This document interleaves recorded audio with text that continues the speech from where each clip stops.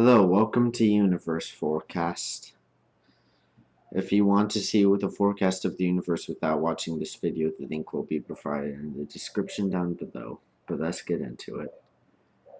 In 2061, Hades' comet will return again. You know, the comet that people thought would end all life on Earth, but then it just swerved. In 2178, Pluto will complete its first orbit. Pluto's going to have its birthday and I'll be dead. Aw, I'm sad now.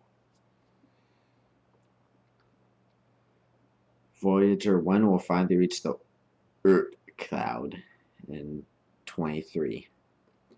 50,000 years, star V, Canis Majoris, will explode in a supernova.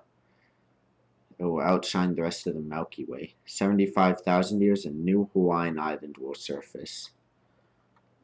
100,000 years, many of today's constellations will be unrecognizable, which they already are. Like, what Greek guy saw just a random cluster of stars that don't look like anything and said, "Oh, that's definitely a goat." And now the rest of us have to live with that. In 1 million years, two of Uranus's moons will collide. At this point, you just have to feel bad for Uranus. Eventually, they're going to change the pronunciation to Uranus to stop the jokes.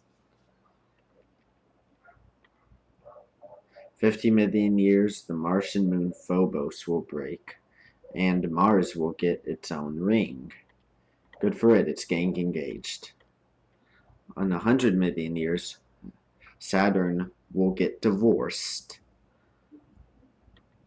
Oddly, the rings are just a phase.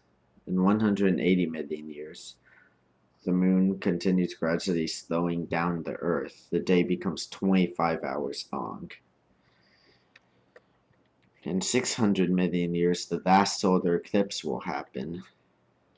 In 800 million years, the sun becomes brighter, photosynthesis is no longer possible, all animals die, and single-cell organisms take over once again. Don't worry, we'll all be dead by then. And our children, and our children's children, and our children's children's children.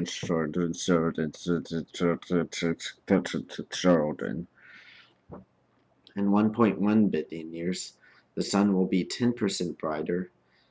The average Earth will be really hot. The oceans will evaporate. And Mars will become habitable. 5 billion years, the Andromeda and Milky Way will combine to be the Milkdromeda.